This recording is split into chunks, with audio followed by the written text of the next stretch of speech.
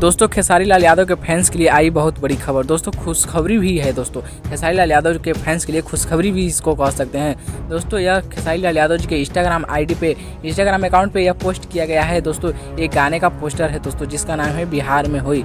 दोस्तों अचानक से ऐसा अपडेट आना सच में खुशी का माहौल बन जाता है खेसारी फैंस के लिए। दरअसल दोस्तों खेसारी फैंस के लिए खुशी का माहौल यहाँ पे बनता है जब अचानक खेसारी लाल यादव जी इसमें खेसारी लाल यादव पे गाने पर बैन लगा है दोस्तों।